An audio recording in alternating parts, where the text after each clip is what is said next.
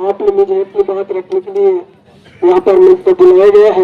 आज भारत बंद के आह्वान पर पधारे उपस्थित सभी मातृशक्ति पितृशक्ति साथी SC ST OBC और सभी संगठन के पदाधिकारी कार्यकर्ता, आप सभी को मैं नमन करता हूँ, वंदन करता हूँ, सहयोग करता हूँ। जो भी यूट्यूबर और मीडिया के लोग होंगे और प्रशासन सभी को मैं नमन करता हूँ, वंदन करता हूँ, सहयोग करता हूँ।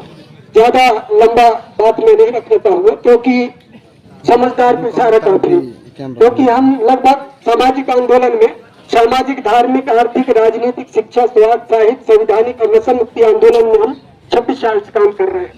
उसी को कहा गया है कि जैसे बीज बोगे वैसे फसल काटोगे। आज जो हम सरकार बनाए हैं वो गैर संवैधानिक सरकार को हम लोगों ने बनाया है और हम मूर्ख जिंदा रहेंगे तब तक बुद्धिमान राज करेगा। तो वो राज कर रहे हैं। अब SC ST OBC कांवड़ यात्रा में जाओ, ये पकौड़ा तलो, ये है startup India, digital India, make in India, duty India, पता नहीं क्या क्या इंडिया बता रहे हैं भाई। तो मैं समझदार पिसारे का भी मैं कह चुका हूँ, ज्यादा भाषणबाजी करना ठीक नहीं है।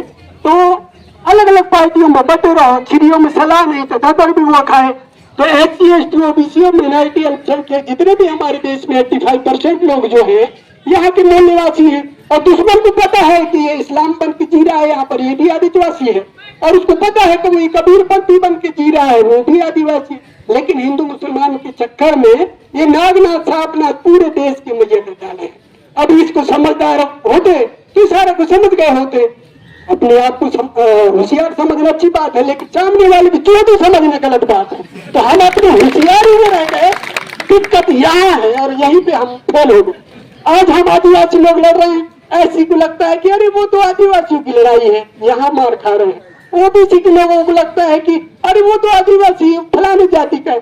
तो 6,643 जातियों में बटा हुआ ये समाज एक जब तक नहीं होगा तब तक दुश्मन से लड़ाई नहीं कर पाओगे। और इसी का फायदा उठा करके आज कार्यपालिका, न्यायपालिका, विधायिका, मीडिया में कई लोग बैठे हैं। आज हम रोना रो रहे हैं, सड़कों में उतर रहे हैं। बीज तो आप लोग बो रहे हो 78 साल से, आजादी के 78 साल जो गुजर गया उसमें आप ही लोग बीज बोए हो भाई। राजा राम को हराना है तो सीताराम को लाना है, सीताराम को हराना है तो राजा राम को लाना है, राजा राम सीताराम, राजा राम सीताराम। मैंने कांग्रेस को हराना है तो BJP को लाना है, BJP को लाना है तो कांग्रेस को। बस यही है। तो जो समस्या पैदा करता है वो समाधान नहीं करता है, जो समस्या पैदा करता है उसी के पास हम आवेदन निवेदन लेके जाते हैं। वो समाधान क्यों करेगा भैया? तो आज जो भी समस्याएं हैं जिनको मौका आप लोग आजादी के 76 साल से दिए हो वही लोग जिम्मेदार है। जो आज कार्यपालिका, न्यायपालिका, विधायक, मीडिया में बैठे हुए, आपके कौन है सुनने वाला? कोई नहीं है। क्लोजिंग सिस्टर से लेकर के बैकडोर से भर्ती किया जा रहा है, क्या कर लोगे भाई? इसी को कहते हैं जिसकी लाइट हिस्की भैंस, ये पुराने सियानों की कहावत है। तो OBC के भाई तो कांवड़ यात्रा में लगे हैं, हम तो लड़ रहे हैं, लेकिन आप भी वेटिंग लिस्ट पर रहोगे। आपकी भी जो 1921 के अनुसार जो 52% जो जाति का आपका संख्या है 1931 की जनगणना होता है, अभी तक नहीं हुआ है। मवेशियों का जनगणना होता है लेकिन OBC की जाति का जनगणना नहीं होता। बात ये है, क्यों होगा भाई? क्योंकि वो 18 मंत्रालय जो दिल्ली में है और राष्ट्रपति सचिवालय है और कहाँ कहाँ कितनी भागीदारी है, कितने IAS IPS इंजीनियर डॉक्टर कितना है, कोई हिसाब नहीं है। यहाँ रिजर्वेशन का मतलब ये है, प्रतिनिधित्व का मतलब है कि भाई जिसकी जितना संख्या भारी उसकी उतनी हिस्सेदारी। भाई एक रोटी है उसमें जितने लोग जितनी जिसकी संख्या उतना उसमें बांटना है। भाई 52% OBC है तो उसको 52% आरक्षण मिलना चाहिए, 8% आदिवासी है तो 8% आदिवासी को मिलना चाहिए, 16% SC के लोग हैं उनको उतना जितनी हर संस्था में, हर विभाग में, हर जगह मिलना चाहिए। लेकिन आज 1 लाख भर्ती के रोना रो रहे हैं। आज तक मध्य प्रदेश सरकार जो है नहीं हो रहा है। और ये दलाल लोग जो है ना, ये आदिवासियों को सुप्रीम कोर्ट ने कहा कि आदिवासी ही इस देश के असली मालिक है। और कुछ ऐसे लोग लड़ते रहे वो तो SC शेड्यूल कास्ट में आ गए और जो बैकवर्ड के लोग हैं वो तो सरेंडर कर लिए दूसरों के सामने कि भैया हम जन्म संस्कार से लेकर मृत्यु संस्कार तक आपके हिसाब से कर देंगे, आप जैसा कहोगे वैसे हाथेरी करेंगे। वो आंदोलन नहीं करेंगे क्योंकि मानसिक गुलामी, धार्मिक गुलामी, आर्थिक गुलामी, राजनीतिक गुलामी, पता नहीं क्या क्या गुलामी है। तो इन चीजों को हम बैठ के मांझी के रूप में ज्यादा अच्छा विस्तार से बता लेते हैं।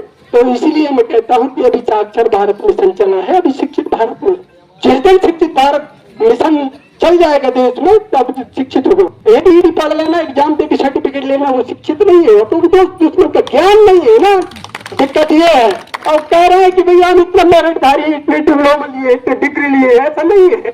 हमारे पूर्वज रंगों छाप थे, लेकिन वो दुश्मन की पहचान करते थे, वो किसके साथ लड़ाई लड़ते थे।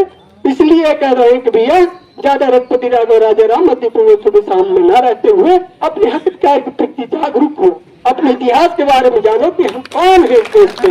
तो SC ST OBC और माइनॉरिटी के लोग जो है आज जो है ये देश के मूल निवासी हैं, और ये लोग बता रहे हैं कि ये तुम्हारे दुश्मन है, जबकि वो कौन है बताने वाला ये आपको जानना है। समझदार की धारा काफी कहने के लिए बहुत सारी बात है। हमारे सरकार लोग इशारा कर रहे हैं, रात भर भी भाषा देंगे, 3 बजाएं और फेसबुक रहा तो ठीक नहीं है, ज्यादा कहना ठीक नहीं है। इसलिए मैं अपने शब्दों को एक बार देता हूँ, जोहार। और SC ST OBC एकता जिंदाबाद जिंदाबाद।